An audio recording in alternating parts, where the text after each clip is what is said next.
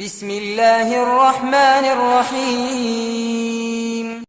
اور میں مرکزی جمعیت اہل حدیث کا ادنا سا خادم اعلان کرتا ہوں کہ ہمارے خون کا آخری قطرہ جب تک ہماری رگوں میں ہوگا ہم کسی رافضی کو حرمین کی طرف بری نظر ڈالنے دیں گے؟ ڈالنے دو گے؟ لڑو گے؟ اللہ کے لیے لڑو گے؟ توحید کے لیے لڑو گے؟ ہاتھ اٹھا کر وعدہ کرو رب کی توحید کے لیے لڑو گے؟ محمد کی رسالت کے لیے لڑو گے؟ ابو بکر عمر عثمان کے ایمان کے دفاع کے لیے لڑو گے؟ عائشہ کی عصمت کے لیے لڑو گے؟ ہم مریں گے، حرمین کو بچاتے ہوئے مریں گے۔ ہماری زندگی اللہ کے لیے وقف، ہماری موت بھی اللہ کے نام پہ۔ ہم مریں گے بھی تو اللہ کے لیے، جیئیں گے بھی تو اللہ کے لیے۔ ہم اہل شرک سنو، اہل کفر کی جماعت سنو، یہ کبھی نہیں ہو سکتا عمر کے بیٹے زندہ ہو، کبھی نہیں ہو سکتا خالد کے بیٹے زندہ ہو، کبھی نہیں ہو سکتا ابو بکر کے فرزند زندہ ہو اور محمد کے جھنڈے پہ آنچ آ جائے۔ ہمارا خون، ہماری گردنیں، ہمارا خون، ہماری گردنیں حرمین شریفین کے لیے قربان ہونے کو ترس رہی ہیں۔ اہل سنت، اہل الحدیث، سلفی اس اعلان کو ڈنکے کی چوٹ پہ کرتے ہیں، اپنے رب کو گواہ بنا کر کرتے ہیں۔ اللہ تو جب تک زندہ رکھے گا تیری توحید کے لیے لڑتے رہیں گے۔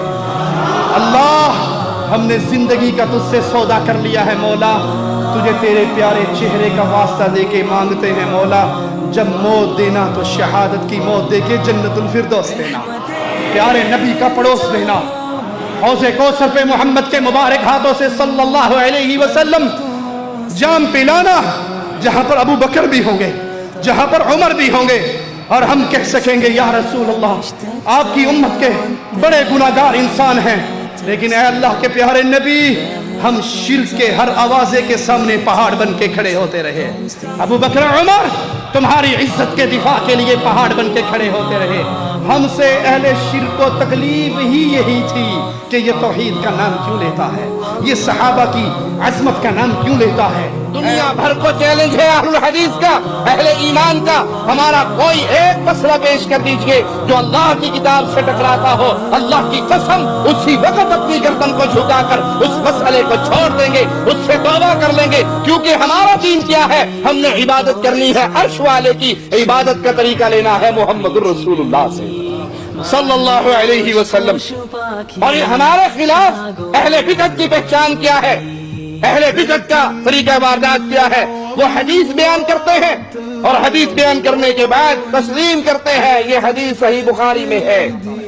قبر پرست راضی ہوتے ہیں کہ اگر یہاں پہ میلے لگے، قبر پرست راضی ہوتے ہیں یہاں پہ فحاشی ہو، اور میں کہا کرتا ہوں اور جلا ہوا ہوں اللہ کی قسم کہا کرتا ہوں اور کہتا رہوں گا، یہ قبروں پہ لگنے والے میلے برائی کے مرکز ہیں، بے حیائی کے اڈے ہیں، زنا کے مرکز ہیں۔ کوئی انکار کرنا چاہے تو شوق سے کرے کہ میں کہتا ہوں وہی بات سمجھتا ہوں جسے حق، میں زہر حلاحل کو کبھی کہہ نہ سکا قند، کہتا وہ ہوں جس کا اپنے پاس ثبوت رکھتا ہوں۔ بھول گئے کہ محمد نے ہمیں کیا درس دیا تھا جب بدر کے میدان میں ایک آنے والا آیا تھا اور اس نے کہا تھا یا رسول اللہ صلی اللہ علیہ وسلم میں آپ کی مدد کے لیے آیا ہوں۔ اللہ کے نبی صلی اللہ علیہ وسلم نے پوچھا لا الہ الا اللہ کے اقرار کرتے ہو؟ کہتا ہے نہیں، میں تو لات و عزا کا پجاری ہوں، ہاں مظلوم کی مدد کے لیے چل کر آیا ہوں۔ آپ نے کہا بھاگ جاؤ، محمد مشرک سے مدد نہیں لیا کرتے، میری مدد کرنی ہے تو ماننا پڑے گا جس کے سامنے تم نے سر جھکایا ہے یہ مخلوق ہے، سر کو اٹھاؤ اور عرش والے کے سامنے جھکاؤ۔ محمد بن عبد الوہاب رحمت اللہ علیہ کھڑے ہوئے لا الہ الا اللہ کی بنیاد پہ تحریک برپا کی، اور یاد رکھو یہاں پر رب محمد کی قسم کائنات میں جب بھی کوئی تحریک برپا ہوگی کامیاب ہوگی، وہ نہ جمہوریت کی بنیاد پہ ہو سکتی ہے، نہ مسائل کی بنیاد پہ ہو سکتی ہے، نہ کسی اور بڑے ایشو کو لے کے تحریک برپا ہو کے کامیاب ہو سکتی ہے۔ رب جب عزت دے گا وہ قولوا لا الہ الا اللہ کی تحریک کو دے گا۔